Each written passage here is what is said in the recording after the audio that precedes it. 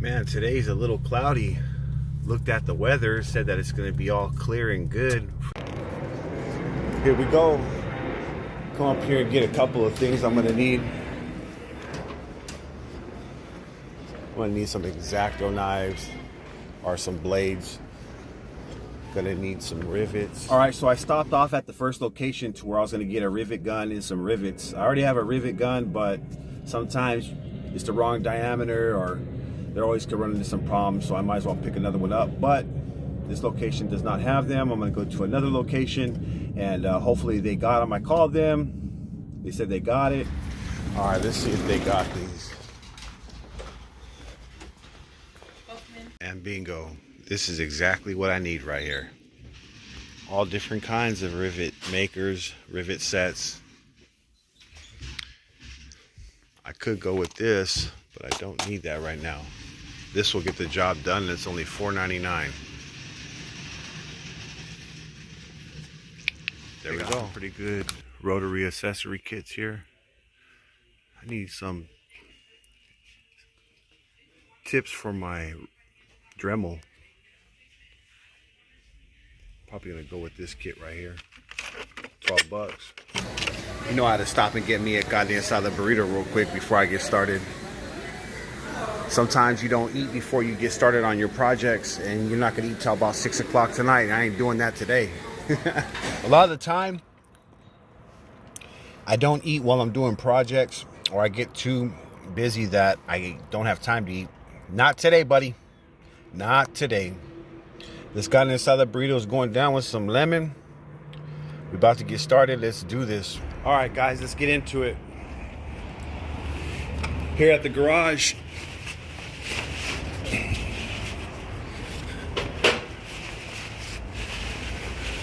about to get into hooking this skirt up. Both these skirts got all the hardware that I need.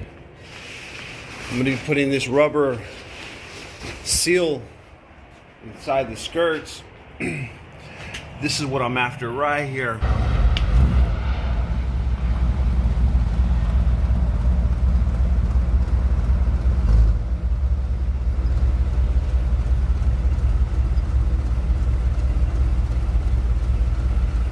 How's everyone doing? Fire Flames right here. I appreciate everybody that's been tuning in and supporting the channel. It's a brand new channel and more content to come, but I appreciate everybody, you know, your comments and your views and, you know, subscribing. I appreciate that.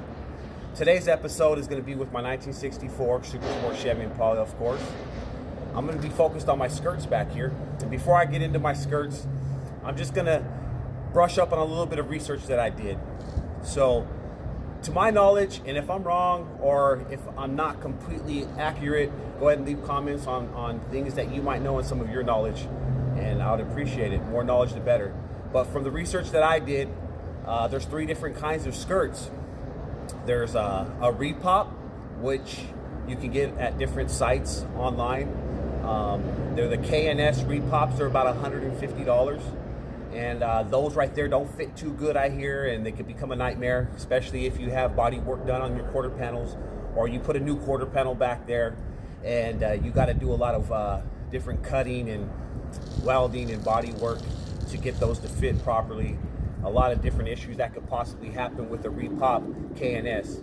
And then you got your Foxcraft. Your Foxcraft is more of an original skirt. Those are pretty expensive. They could be anywhere from like $500 to $1,100, depending on where you find them and what the person wants for them. And those are normally stamped on the inside with the starting with CWS.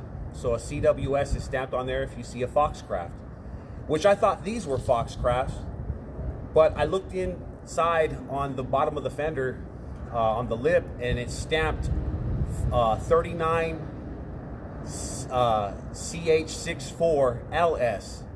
And so the 39, I do not know what that stands for, and I don't know what the CH stands for. 64, the year, of course, and then the LS is probably left side, and then RS, right side. Doing a little bit of research, trying to find and figure out who makes those skirts.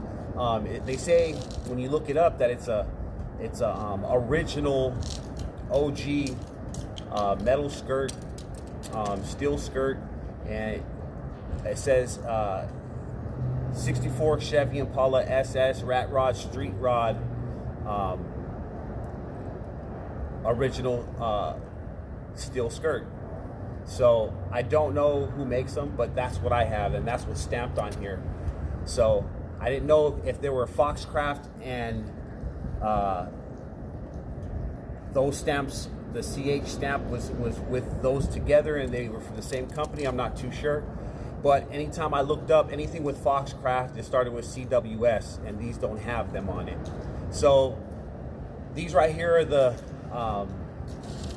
39 CH64 LS original skirts, and that's all I know about these skirts right here. They fit well, they sit in there decent. But today I'm going to go ahead and put in a rubber seal, and I'm going to use rivets instead of staples. And then I'm going to go ahead and shape the inside so that there's no scraping. I would not touch the inside of the lip since they're original.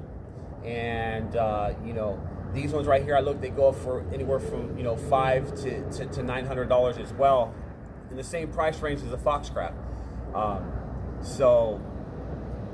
If anybody knows what these skirts are, I'll show you the inside of the lip. You can leave it in the comment. I'll appreciate it. Just let me know who manufactures them. I've seen in some sites that said GM, but not too sure.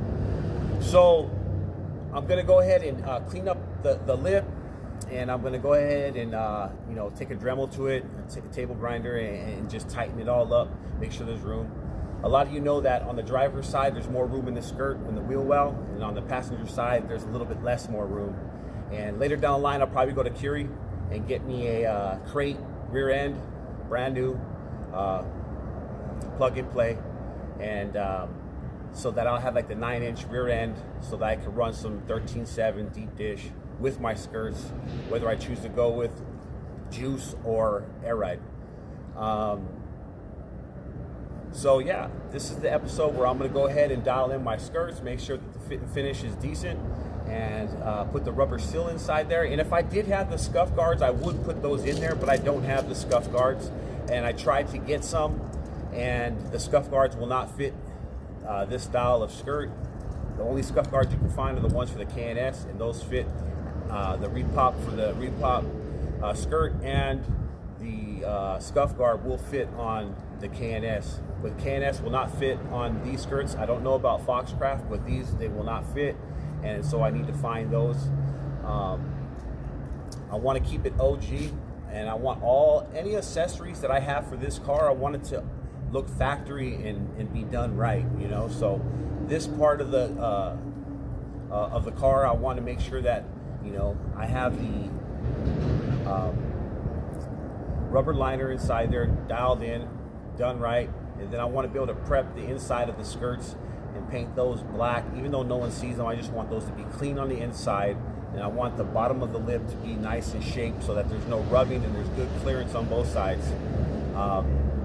As far as that, let's get started. Let's get into it, and I appreciate you guys. Thank you. Remember, hit the like and subscribe button. All right, so here are some of the things that we're going to need to complete this. I got the rivet gun and some rivets here, different sizes.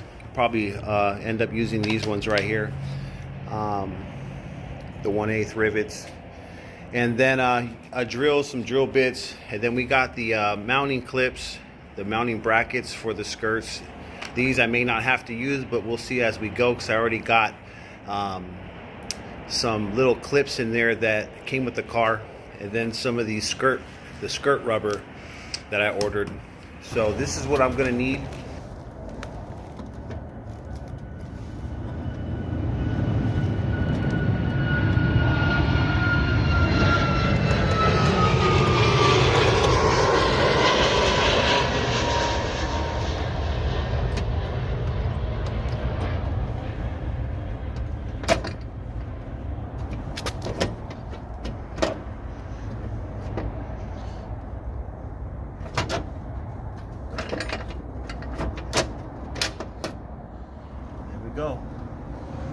skirt off.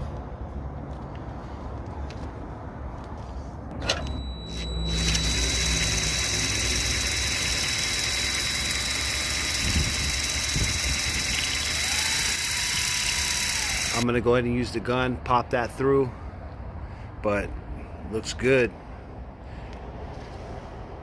All right, let's go ahead and move forward.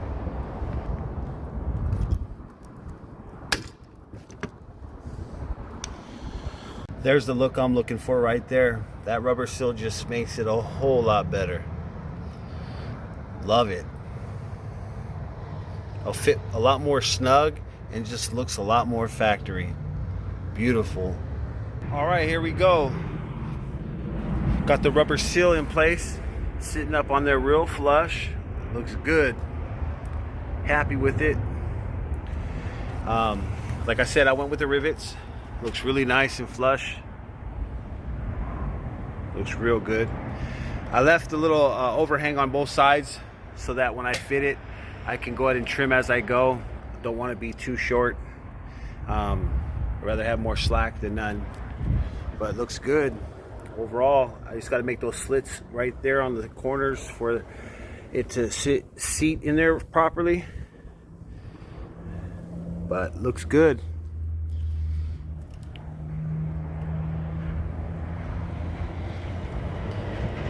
Nice. So that's a big difference. So I'll show you this side right here. I still got to line everything up, but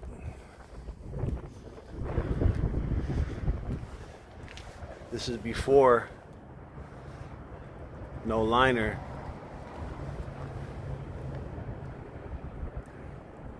Okay. And over here got the liner.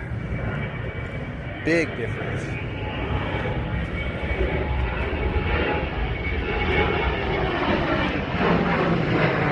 All right, so some of you may know there's more clearance on one side or the other. Normally on the driver's side, there's less clearance for your rim. So I'm gonna go ahead and mark those right now so I know where to go ahead and grind and shape so that there's no rubbing going on.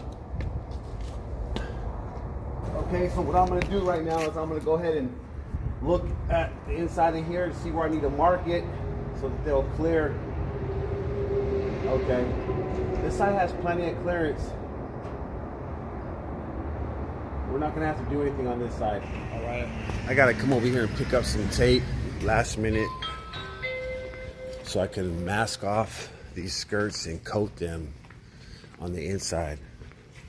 All right, let's see here.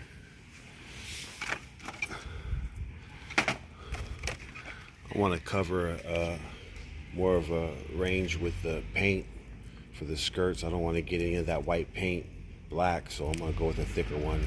All right.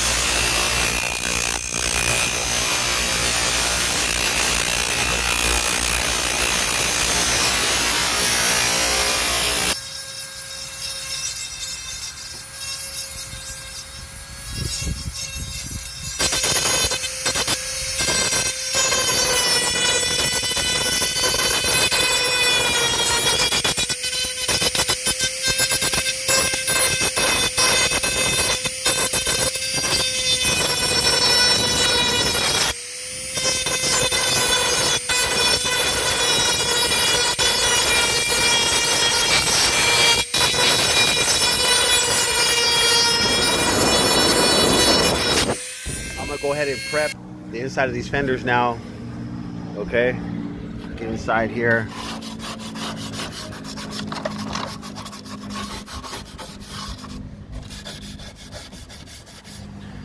I'm gonna go ahead and prep these, get inside here. All this little buildup from over the years.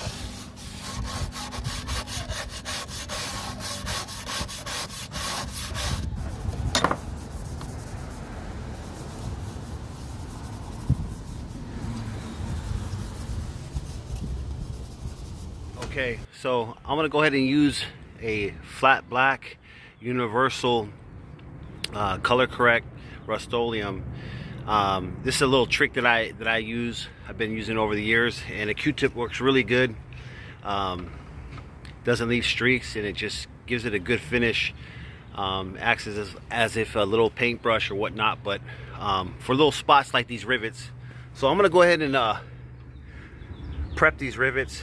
I'm just gonna put them flat black, and it's a little trick I use. I even touch up little pieces on my Harley here and there that need a little bit of black, like the undercarriage where you scrape when you hit turns and stuff like that. See, that looks a lot better.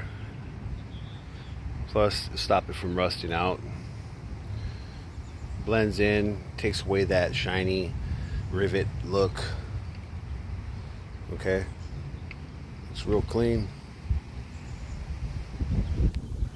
Okay, so I'm gonna go ahead and hit this. It's all masked up. I'm gonna go ahead and give it a coat of primer, and then I'm going to let it dry, give it another coat, and then I'll go ahead and hit it with the flat black Rust-Oleum. All right, lay down a little bit of primer on the first skirt. I'm gonna do another coat, let it dry, and then I'll go ahead and hit a flat black over it. First coat of black. Come out real clean.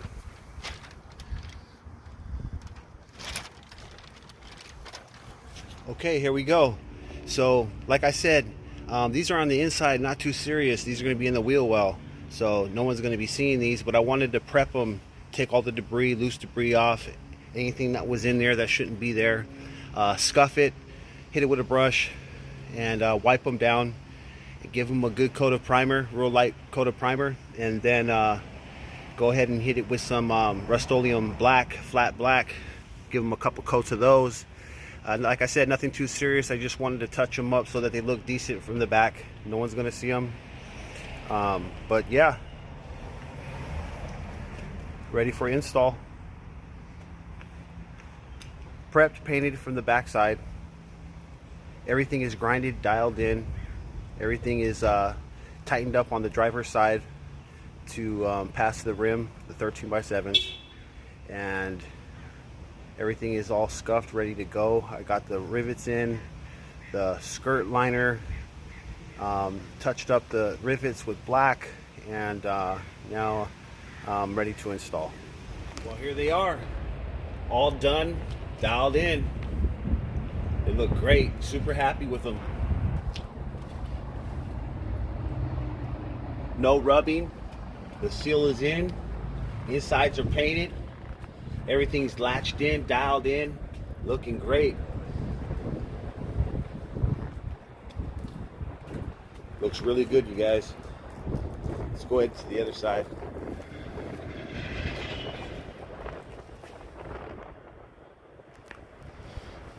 I could do a little bit more adjusting, but as far as where I'm at right now, I want to keep it right here. I don't want to do too much. Once you start doing too much, you start cracking paint, and other issues start happening.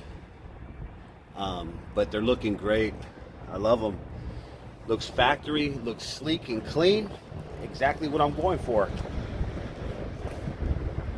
Boom.